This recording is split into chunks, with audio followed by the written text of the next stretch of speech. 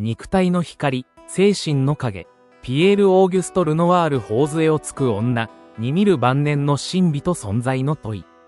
1910年から1914年の間に書かれたルノワールの頬杖をつく女は、その柔らかな光彩と圧倒的な肉感性を称えながら、画家の晩年における表現の到達点を物語るような一作である。本作はオランジュリー美術館のコレクションに属し、2025年に三菱一号館美術館で開催される、ルノワール×セザンヌモダンを開いた二人の巨匠展においても、注目すべき作品の一つとして展示される。その意味においても、単なる女性肖像の枠を超えて、20世紀美術の邦画に接続するルノワール晩年の画業の革新として再評価される契機ともなろう。頬杖をつく女の画面構成は至って簡潔である。モデルとなる女性は画面の中央に腰掛け、ややうつむきながら頬に手を当てて試作的な表情を浮かべている。背景には明確な奥行きや舞台設定がなく、曖昧な色彩の重なりと柔らかなグラデーションが空間を満たしている。その中に女性の頬、二の腕、指先といった体の諸部分がまるで陽光を浴びた果実のように発光しながら浮かび上がっている。このような空間性の希薄さと体の組成表現の対比こそがルノワール晩年の最大の特質である。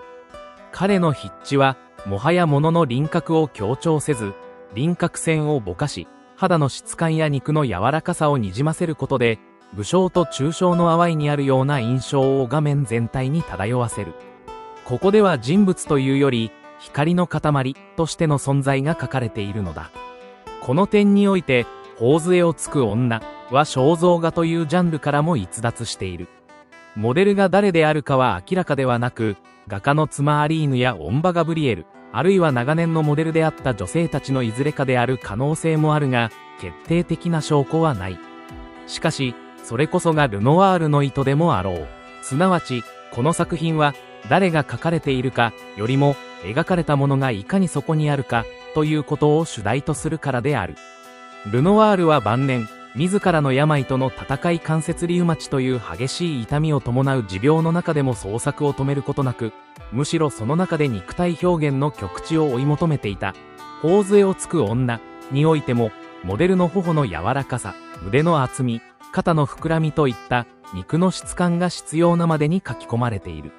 それは自然主義的な写実とも異なる感触としてのリアリティである。このような肉体描写の徹底は、ルノワールが古代彫刻やルネサンス絵画に範を取った新たな古典主義を思考していたこととも無関係ではない。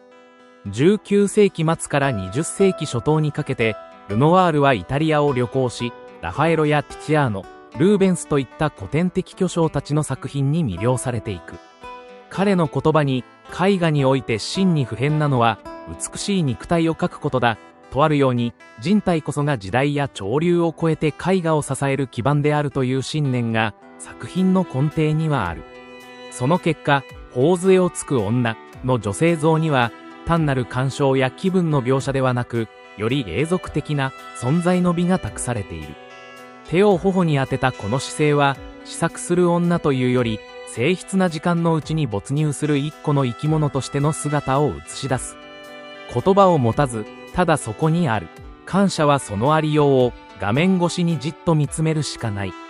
ルノワール晩年の筆致は、印象派時代の軽やかな点描的タッチからさらに進化し、より滑らかで官能的なストロークに変化している。頬杖をつく女では、肌の描写に細密な色の層が重ねられ、ピンクやオレンジ、白、そしてかすかに青みを帯びた影が肌の起伏に沿って溶け合っている。ここにはもはや色と形の統合という問題ではなく、色彩そのものが形を生み出すという逆転した視座が感じられる。体は輪郭によってではなく、筆色によって生成される。つまり線による構成ではなく、面と面の間に発生する緊張と誘拐のリズムの中で、体がそこにあるように見えてくるのである。これはセザンヌが目指した構築的な空間の生成とは異なる方法で、同じく近代絵画の一つの終点としての実在感を追求した結果であると言えよう。頬杖をつく女の魅力の一つは、その表情に漂う静けさと、どこか夢見るような内省性である。目は半ば閉じられ、口元には言葉にならぬ感情のかすかな波が浮かんでいる。頬に触れる手の柔らかさは、まるで自身の存在を確かめるようでもあり、何かを思い出すようでもある。しかし、ここで描かれる内面は、19世紀的な心理描写としてのそれとは異なる。ルノワールの各女性像は、常に個人の物語から解き放たれている。むしろ、思考の一歩手前にある、感じること、佇むこと、といった人間存在のプリミティブな次元が前傾化されているのだ。この沈黙と内省のありようは、印象派の瞬間の光を超え、永遠の時に身を委ねるような姿勢へと変貌している。彼女は語らず、動かず、ただそこにいる。その沈黙は感謝の思考を誘導する余白であり、見る者の感覚を深く静かなところへと引きずり込んでゆく。2025年、東京、三菱一号館美術館で開催される展覧会、ルノワール×セザンヌモダンを開いた二人の巨匠において、本作が展示される意義は大きい。セザンヌが同時代において追求した構造としての絵画、秩序としての自然に対し、ルノワールは感覚としての絵画、肉体としての自然を徹底した。その両者の違いが、かえって20世紀美術の多様性の根をなしている。セザンヌが風景や生物において空間の緊張と構築性を示し、抽象絵画の先駆者として未来を切り開いたのに対し、ルノワールは肉体と感触を軸とした感性の深度にくぐり込み、絵画を官能と生命の場へと変貌させた。頬杖をつく女は、その成果を象徴する作品であり、近代美術が人間の眼差しをどう保ち得るかという問いへの一つの回答でもある。頬杖をつく女は、単なる女性像にとどまらず、画家自身の存在をも鏡のように映している。老い、病、時の流れそれらの現実を前にして、なおも美と光を信じ、筆を取り続けたルノワール。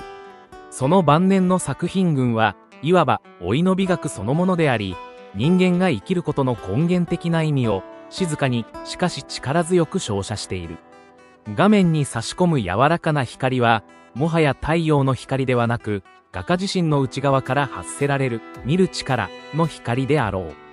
頬に手を添えた女性の沈黙は、見る者の心をそっと撫で、語りかける。あなたもまた、そこにいると。それは、絵画という形式の中で、最も純粋な人間の肯定であり、ルノワールが生涯をかけて到達した、最も静筆で深い愛の形である。